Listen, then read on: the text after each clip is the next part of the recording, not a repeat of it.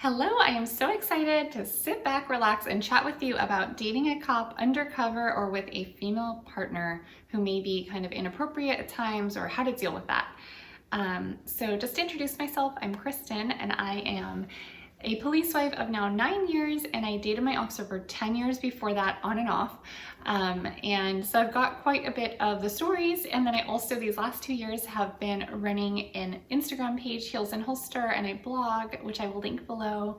I also wrote a book about police wife life, a devotional, and I will link all those below for you.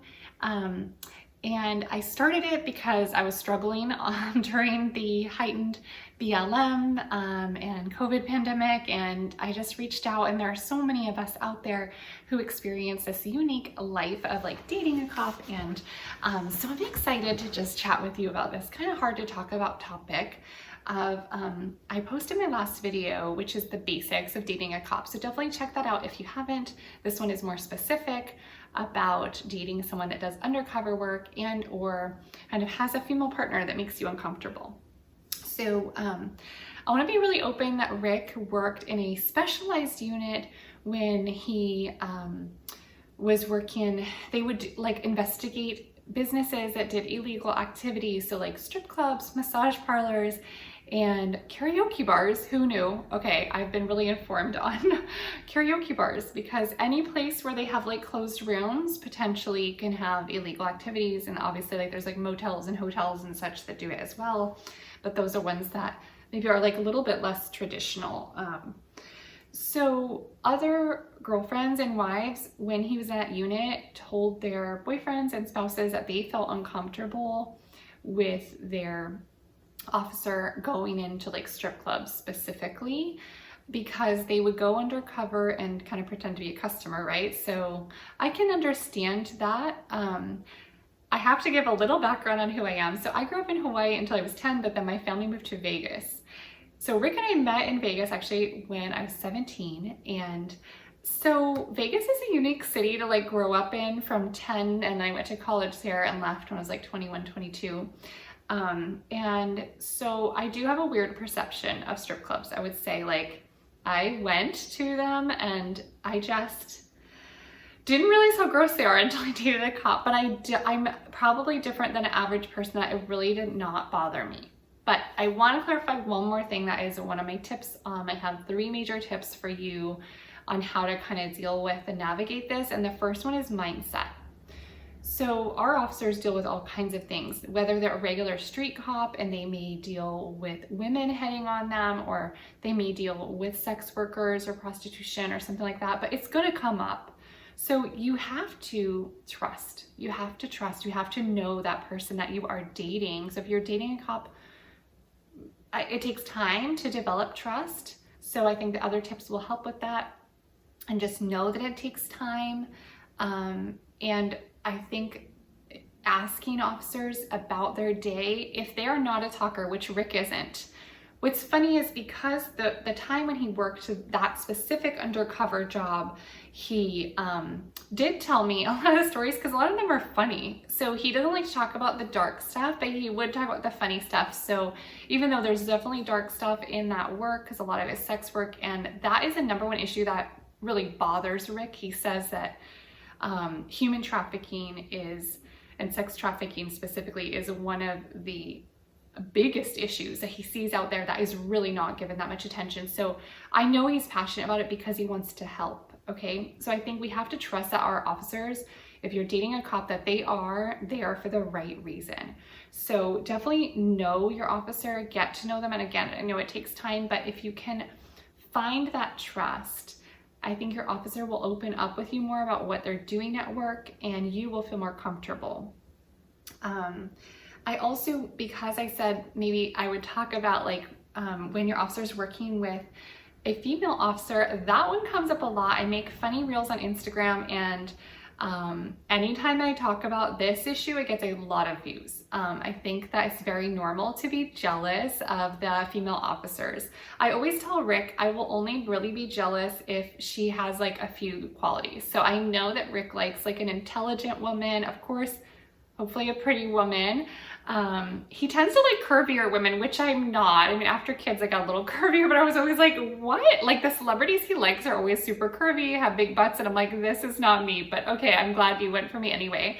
And then if she's really good at her job, because like, I think he really he would have respect for her. So like, okay, if she has all three, like I might be a little jealous, but that hasn't happened for us yet. There was a specific unit. There's more female officers, I feel like, today coming up. So he worked with a bunch of like new ones for a little bit, and he wasn't their official like training officer, but because he was more senior, he's had 16 years on now, he was working with them a lot. And there was one particular officer he was with a lot. So I was talking to him about this recently because I got a question about it on my Instagram, and he said, like, he remembers me asking about her. And I did, and it was definitely intentional. So like I did ask him about, like, just tell me about her. You know, I think that you can get a perception of how they speak about the people that they work, right? Whether it's male or female, like their respect for them, their relationship with them. And I just wanted to know, like, I found out that she was younger, that she was Latina, that she had a boyfriend. I was like, okay, good. No, I'm just kidding. But yeah, I think just asking them and getting a feel. And I told him, I was like, I wasn't jealous, but I did want to know, like, about this person that he's working with. And he never spent time with her outside of work, and I thought that was appropriate. And he was hard on her, honestly. Like, he was kind of like tough love, like toughening her up, because he said she was kind of small and he just wanted to make sure she was safe out there. So I kind of felt bad for her, honestly. Okay, so the mindset stuff is so important, to just trust them. Also, asking questions is okay to learn about them, but don't be all like a jerk about it. Be normal and try to be as casual as possible so that they don't get defensive, right? So boundaries. So I said that this is my second tip. So first is trust, second is boundaries.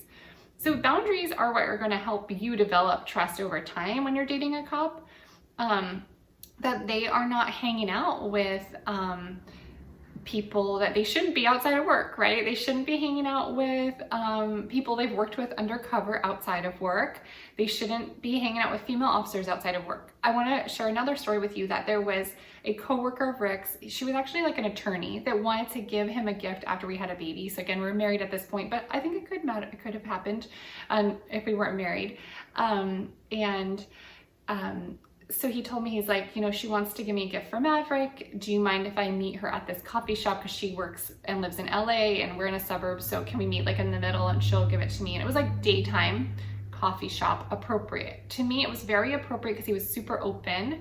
Like, he acknowledged, this is a female officer. I don't want you to think anything of this. Like, are you comfortable with this? Do you want to be there? And I was like, no, it's fine. Because it would have been harder to like drive with our baby. So I was totally fine with it. Yeah, so I think him anticipating and just communicating with me really helped, and setting those boundaries about what's appropriate, right? It was daytime, coffee shop. She's giving him a nice gift that's really sweet. And we actually ended up using that gift so much. It was like this little chair for like a toddler. Anyway, so I think that's really important, to keep the work stuff at work. And then the next is communication. So I've already kind of talked about how you can ask questions, right? Like, ask about the female coworker, ask about what happened when they were undercover. I know there are certain law enforcement jobs where they can't tell you everything, and they need to tell you that ahead of time. Like, what are things they can communicate about and what are things they can't, so that you know. And again, that's going to build trust on just knowing up front, like, what's appropriate for you to ask about. So another thing that helps build trust for us, and this wasn't really because I was jealous, but because the schedule was driving me nuts, is that I've asked Rick to text me on his way home from work. So I know around the time he usually gets off, something that I did not anticipate that will really help you, I think, is that most of them will change in and out at the station, and they don't get paid for that time. So they need to arrive early for work, and after they're off, they still have to go change in and out of their uniform at the station. And that can take like 20 minutes, right? Like, they got a lot of gear on, there's a lot of stuff. And plus, sometimes they schmooze, they hang out with their coworkers and talk and socialize. Hopefully most of those will be male coworkers that they're hanging out with. And that's like to just build rapport, debrief a little bit. Sometimes that like dark humor, they joke after work. And I think that's something that I've learned they need after like a tough day at work. So because he works overtime on some shifts, like if they have a late arrest, like he would usually text me. And often he's worked swing shift in our relationship, so I would be asleep, usually at like 3 a.m. But if I woke up at 5 or 6 for work or something and I haven't heard from him, I would stress out. So I told him, I was like, can you just text me? Or like, usually he'd be home around that time by when I got home. So if I haven't heard from him and he's at home, I would freak out, you know? So in order to build trust, like I just asked him, like, please text me if you have a late arrest and you anticipate like you got a lot of paperwork to do, or you have to book the person or whatever, and it takes a long time. So those things are things that we worked out, and that has really helped me, because in your mind might be going crazy, like, oh my gosh, it's 6 a.m. haven't heard from him, he's cheating, right? Or whatever goes in your mind.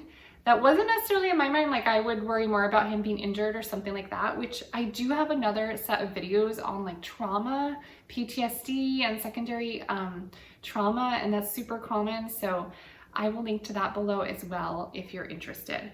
So that is kind of my last tip, is to really communicate about like when they're starting work, when they're ending work, so that you kind of know, and if they're going to work overtime, what that's like.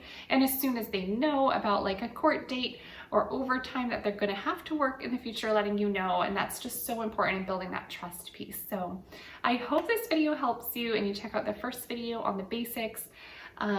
If you haven't checked out my book, which I will link below, which has 42 stories of my police dating life and police wife life, and I think it will really help you. I wrote it for you. I wrote it to have common themes that so many of us experience. And I look forward to seeing you in my next video, which will be about holidays. So dating a cop during the holidays, because it is going to be holiday season. I have Halloween stuff out pretty soon. So thank you so much. I hope you have a great day, and I'll see you in the next one.